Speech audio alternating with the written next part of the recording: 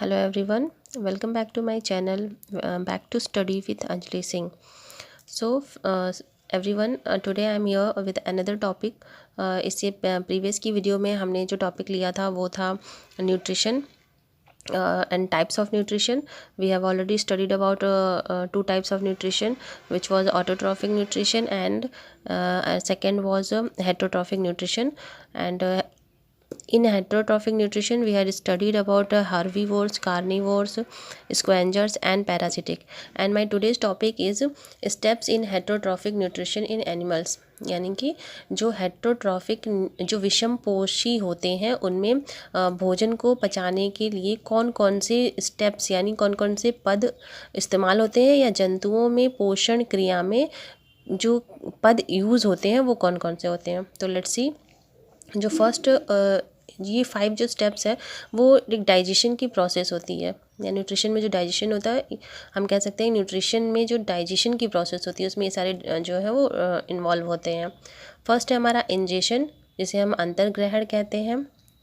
Ingestion का मतलब होता है भोजन को अंदर ग्रहण करना, यानी कि उसे खाना या उसे अपने माउथ में लेना, उसे हम इंजेशन की प्रोसेस कहते हैं.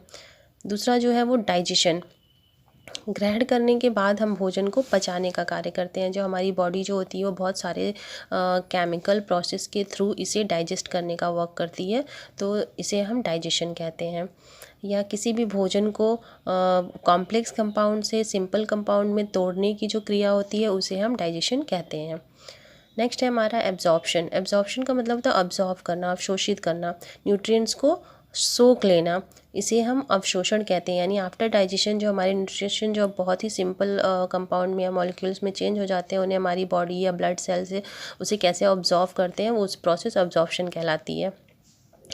एसाइमिलेशन. एसाइमिलेशन का मतलब होता है जो न्यूट्रिएंट्स अब बहुत ही छोटे फॉर्म में आ चुके हैं उनका प्रोटोप्लाज्म के फॉर्म में चेंज हो जाना की जो प्रोसेस होती है, विलीन बॉडी में विलीन हो जाने की जो क्रिया होती है, बॉडी में मिल जाने की जो प्रोसेस होती है उसे हम एसाइमिलेशन कहते हैं.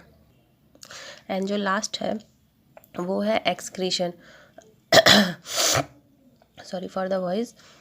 एक्सक्रीशन आप सबको पता ही होगा कि एक्सक्रीशन जो होता है वो उत्सर्जन यानी बॉडी से वेस्ट मटेरियल का बाहर निकलना एक्सक्रीशन कहलाता है. So these 5 steps are involve in steps in heterotrophic nutrition in animals. यानी एनिमल्स में जो न्यूट्रिशन की प्रोसेस होती है उसमें ये 5 स्टेप्स इन्वॉल्व होते हैं. नेक्स्ट हम देखेंगे कि injection of food in different animal, यानी अलग अलग एनिमल्स में इंजेक्शन किस तरीके से होता है. फर्स्ट है हमारा अमीबा. तो मैंने यहाँ पे एक रफली फिगर बनाया हुआ है आपको समझाने के लिए कि जो अमीबा होता है उसकी बॉडी कुछ इस तरीके से होती है. तो ये क्या करता है, अपनी बॉडी को एक कप शेपेड स्ट्रक्चर बनाता है और ये फूड मटेरियल अगर है तो ये कप शेपेड स्ट्रक्चर जो है वो धीरे धीरे करके इसको एनगल्फ करता है. यानी इसे ये ग्रहण करने की कोशिश करता है. सॉरी थोड़ी सी प्रॉब्लम आ रही है. नेक्स्ट है तो जो फूड को एनगल्फ करने का काम करता है, धीरे धीरे करके वो बॉडी में एनगल्फ कर लेता है. तो ये प्रोसेस जो है वो अमीबा की होती है, वो फूड को कैप्चर करता है और उसे निगल जाता है. क्योंकि इन आपको पता है कि ये एक कोश की जीव होते हैं, इनका जो भी प्रोसीजर है वो इसी के अंदर होता है. बहुत ज़्यादा ये सिंपल होते हैं, इनकी जो न्यूट्रिशन की प्रोसेस है बहुत ही सिंपल होती है. नेक्स्ट हमारा जो है वो हाइड्रा है. हाइड्रा का फिगर कुछ इस तरीके से होता है. इनके पास टेंटिकल्स होते हैं, इन टेंटिकल्स के थ्रू ही अपने भोजन को ग्रहण करते हैं या इंजेक्ट करते हैं.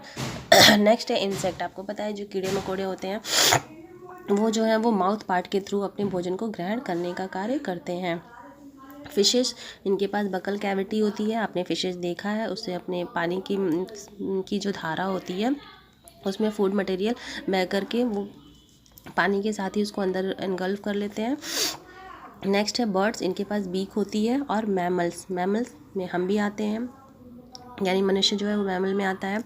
जितने भी स्तनधारी हैं वो मैमल्स में आते हैं. तो इनके पास होता है टीथ, जो कि हमारे न्यूट्रिशन की प्रोसेस का सबसे स्टार्टिंग पॉइंट है और सबसे इम्पॉर्टेंट पॉइंट है.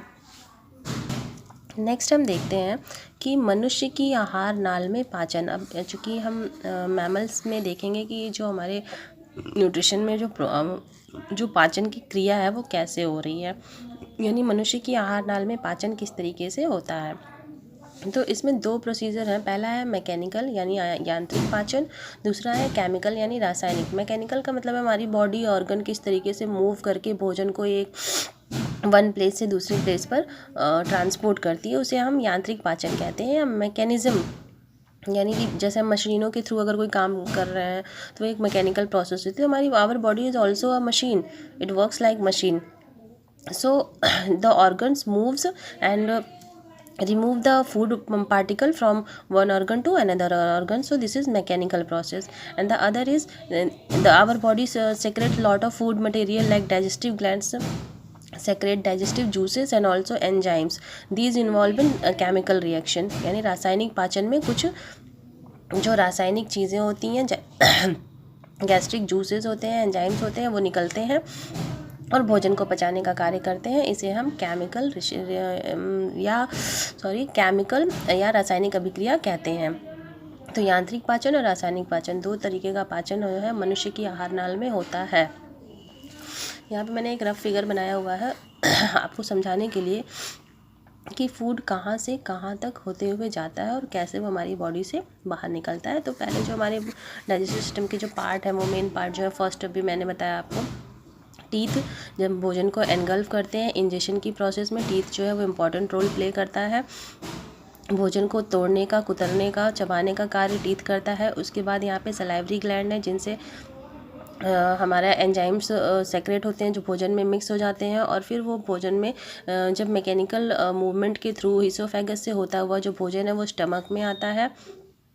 स्टमक के बाद यहाँ पर एक लीवर है जो हमारी बॉडी का largest organ in internal body का हमारा लार्जेस्ट ऑर्गन होता है। उसके बाद गॉल ब्लैडर है। स्टमक यहाँ से भोजन होता हुआ जो है वो हमारा इलियम में यानी स्मॉल इंटेस्टाइन में चला जाता है, और उसके बाद वो जो वेस्ट मटेरियल होता है वो हमारा लार्ज इंटेस्टाइन से होता हुआ एनएस से बाहर निकल आता है। तो ये एक रफ फिगर हो गया बॉडी ऑर्गन का या डाइजेस्टिव ऑर्गन का, कौन कौन से पार्ट्स में हमारा भोजन ट्रांसपोर्ट होता है। तो इसके बाद अब हम इसको डिटेल में समझेंगे। नेक्स्ट हम digestion system in human beings को डिटेल में अंडरस्टैंड करेंगे।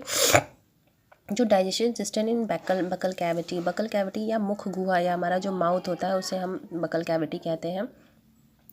बकल कैविटी में सबसे पहले होता है टीथ में जो है हमारे भोजन को ब्रेक करने का कार्य करता है, उसे तोड़ने का कार्य करता है, जिसमें माउथ में हमारे टाइलिन एंजाइम या जिसे हम सलाइवरी एमाइलेज भी कहते हैं वो प्रेजेंट होता है, जो फूड के साथ मिक्स होकर के फूड के जो स्टार्च होते हैं, स्टार्च को वो शुगर में ब्रेक करने का काम करता है, एंड शुगर जो है वो फर्दर डिवाइड होकर के सिंपल शुगर में चेंज हो जाता है।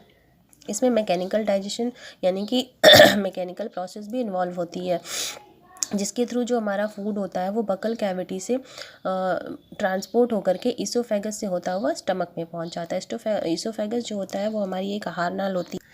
इस फिगर में आप देख सकते हैं कि ये जो नाल बनी हुई है इसे हम ईसोफेगस कहते हैं। माउथ से फूड होता हुआ ईसोफेगस से होता हुआ वो स्टमक में पहुँचता है।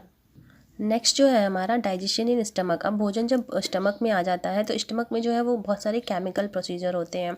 फर्स्ट ऑफ ऑल जो क्रमानुकुंचन का मतलब होता है कि मूवमेंट इन इसोफेगस की जो सेल्स होती हैं उनमें जो कुछ विलाई प्रेजेंट्स होते हैं वो मूव होते हैं, वो अप्स एंड डाउन होते हैं। उसमें जो सिस्टोलिक और डायस्टोलिक चेंजेस होते हैं, जिससे गैस्ट्रिक ग्लैंड्स होती हैं और गैस्ट्रिक ग्लैंड से गैस्ट्रिक जूसेस निकलते हैं, प्लस HCl जो होता है हमारा एसिड होता है ये भी स्टमक से सेक्रेट होता रहता है। जिसमें अब इसमें दो तरीके के एंजाइम्स पाए जाते हैं। पहला होता है प्रोपेप्सिन एंड प्रोरेरिन। ये दोनों जो एंजाइम्स हैं वो हमारे HCl से निकलते हैं और जो हमारे स्टमक है उसमें से सेक्रेट होते हैं। प्रोपेप्सिन जो होता है वो पेप्सिन में चेंज हो जाता है और आगे चल करके वो प्रोटीन को ब्रेक करने का कार्य करता है। दूसरा जो प्रोरेनिन है वो रेनिन में चेंज होकर के मिल्क की जो प्रोडक्ट होते हैं दूध को फाड़ने का कार्य करता है, यानी कि ये जो है वो प्रोटीन को ब्रेक करके पेप्टोन्स बनाते हैं और ये मिल्क को ब्रेक करके जो है वो प्रोटीन बनाते हैं। और पेप्टोन्स जो है वो आगे जो यहाँ अब जो हमारा भोजन यहाँ पर बचा है उसे हम काइम कहते हैं। हमारी जो स्टमक की जो वॉल होती है उसे म्यूकस यानी हमेशा म्यूकस सेक्रेट होता रहता है, जो हमें एसिड जो है उसे प्रोटेक्शन प्रोवाइड कराता है। यानी हमारा जो स्टमक है उसको हार्श ना हो, उसको कोई नुकसान ना पहुँचे, उसमें एक म्यूकस की जो लेयर बनी हुई होती है। ऑल्सो हमारे जो HCl है इसका जो pH होता है वो कम होता है।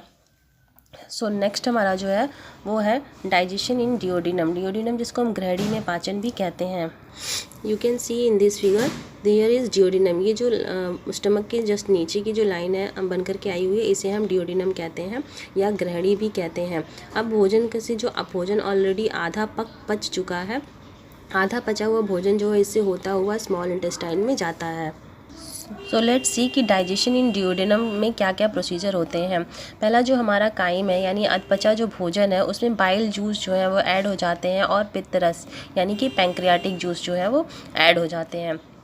ये जूस जो है वो ऐड होकर के भोजन में जो उसमें जो पैंक्रियाटिक जूस होता है वो एसिडिटी को रिमूव करने का काम करता है और मेक पैंक्रियाटिक जूसेस एक्टिव। जो पैंक्रियाटिक जूसेस होते हैं उनको एक्टिव करने का कार्य करता है। पैंक्रियाटिक जूसेस जो हैं वो 3 टाइप्स होते हैं। फर्स्ट हमारा है ट्रिप्सिन, सेकेंड है एमाइलोप्सिन एंड थर्ड इज स्टेप्सिन। ट्रिप्सिन जो है वो प्रोटीन प्लस पेप्टोन्स जो है वो मिल करके एमिनो एसिड को चेंज करते हैं। एमाइलोप्सिन जो है वो शुगर प्लस स्टार्च को चेंज करता है ग्लूकोज में, और स्टेप्सिन जो है वो फैट को फैटी एसिड में और प्लस ग्लिसरॉल में चेंज करने का कार्य करता है। यानी कि जो यहाँ पे एंजाइम्स जो सेक्रेट हो रहे हैं वो हमारे कॉम्प्लेक्स फूड मटेरियल को जो ऑलरेडी स्टमक में ब्रेक हो चुका है उसे और फर्दर डिवाइड करने का और छोटे पार्टिकल्स में तोड़ने का कार्य करता है। तो नेक्स्ट है हमारा कि डाइजेशन इन इलियम और ऐसा ही मैंने यहाँ पे स्मॉल इंटेस्टाइन को शॉर्ट में लिखा हुआ है, जिसे हम इलियम भी कहते हैं या क्षुद्रांत भी कहते हैं। You can see in this figure this is the ilium और स्मॉल इंटेस्टाइन। ये हमारी लार्जेस्ट जो होती है, this is the biggest organ and जो बड़ा होता है सबसे, और ये सबसे लंबा जो ऑर्गन होता है वो स्मॉल इंटेस्टाइन। इसका नाम इसलिए क्योंकि ये छोटी सी जगह पर एडजस्ट होता है, लेकिन ये बहुत लंबा होता है, इस वजह से तो यहाँ से भोजन जो है वो होता हुआ स्मॉल इंटेस्टाइन में आता है। स्मॉल इंटेस्टाइन में इरेप्सिन जो है वो प्रोटीन को में ब्रेक होता है और प्रोटीन फर्दर जा करके एमिनो एसिड में चेंज हो जाता है। एमिनो एसिड जिसमें माल्टेज, इन्वर्टेज और लैक्टेज होते हैं वो आगे चल करके ग्लूकोज और लाइपेज में चेंज हो जाते हैं, और जो फैट बच जाता है, जो उसमें थोड़ा बहुत फैट बचा हुआ होता है, वो फैटी एसिड और ग्लिसरॉल में जाके चेंज हो जाता है। It is a largest part, यानी हमारी इंटरनल ऑर्गन का लार्जेस्ट पार्ट क्या है, वो है स्मॉल इंटेस्टाइन। तो यानी भोजन आधा तो हमारा स्टमक में पच जाता है, उसके बाद जो भोजन है वो हमारा स्मॉल इंटेस्टाइन में, बचा कुचा भोजन जो होता है वो स्मॉल इंटेस्टाइन में पच जाता है, यानी पूरा भोजन जो ब्रेक होकर के छोटे छोटे लेयर के फॉर्म में चेंज हो जाता है, ग्लू की तरह हो जाता है। अब ये जो भोजन हमारा जो पच चुका है उसका अब्जॉर्प्शन होता है, यानी जो वाटर में मिक्स होकर के इसमें जो ब्लड होती हैं वो बॉडी के डिफरेंट सेल्स में जो न्यूट्रिएंट्स को सेंड करने का काम करती हैं। तो जो ब्लड सेल्स होती हैं न्यूट्रिएंट्स को उसमें से ऑब्जॉर्व कर लेती हैं। Most of the absorption take place in small intestine. ज़्यादातर ऑब्जॉर्प्शन जो है वो स्मॉल इंटेस्टाइन में ही हो जाता है, जिसमें स्मॉल इंटेस्टाइन में जो दीवार होती है, इन दीवारों पर विलाई प्रेजेंट होते हैं। विलाई की जो ब्लड सेल्स होते हैं वो न्यूट्रिएंट्स को ऑब्जॉर्व करने का कार्य करते हैं। तो this is absorption of food. Next जो है हमारा एसाइमिलेशन ऑफ फूड। अब्जॉर्प्शन तो हो गया, अब एसाइमिलेशन क्या होता है कि बचे हुए भोजन को अवशोषित कर कोशिका की जीव द्रव्य तक, यानी लास्ट स्टेज जो हमारा प्रोटोप्लाज्म तक पहुंचाने के बाद भोजन के तत्वों को कोशिका में जीव द्रव्य के स्वरूप में विलीन, अब प्रोटोप्लाज्म के फॉर्म में चेंज होने की जो प्रोसेस होती है उसे हम एसाइमिलेशन ऑफ फूड कहते हैं या स्वांगीकरण कहते हैं। तो ये हो गया हमारा 6th procedure of nutrition. Next and last जो प्रोसीजर होता है वो इजेशन होता है। इजेशन का मतलब होता है जो अब वेस्ट मटेरियल, यानी जब कोई भी वर्क किया जाता है तो कुछ ना कुछ वेस्ट मटेरियल जैसे जरूर निकलता है। आपने देखा होगा कि जब आप गन्ने का रस, जो मशीन वाला होता है वो गन्ने का रस निकालता है तो उसमें बहुत सारा वेस्ट मटेरियल निकलता है। उसी तरीके से हमारी बॉडी में भी आफ्टर अब्जॉर्प्शन, आफ्टर एसाइमिलेशन बहुत सारा वेस्ट मटेरियल निकलता है। तो जो बचा हुआ वेस्ट मटेरियल है उसको बॉडी के थ्रू बाहर निकालना ही इजेशन कहलाता है, जो एनएस के थ्रू हमारी बॉडी से निकलता है। अब उसमें से ज़्यादातर वाटर जो होता है वो ऑब्जॉर्व कर लिया जाता है, तो सॉलिड फॉर्म में शरीर से बाहर निकलता है। तो this is called egestion. Hope आपको ये सारी जो भी न्यूट्रिशन से रिलेटेड या डाइजेशन से रिलेटेड जो भी डाउट्स होंगे वो क्लियर हो गए होंगे। And this is useful for all the TET aspirants also, class 10th students के लिए भी बहुत यूज़फुल है, और जितने भी हमारे यूपी टेट सी टेट के जो प्रिपरेशन कर रहे हैं उनके लिए भी बहुत ज़्यादा इम्पॉर्टेंट है ये, पेपर 2 में साइंस के लिए एंड पेपर 1 में इन्वायरमेंट के लिए। सो if it is useful for you, then please do like, share and subscribe. Thank you so much. This is your Anjali Singh. Have a nice day. Jai Hind.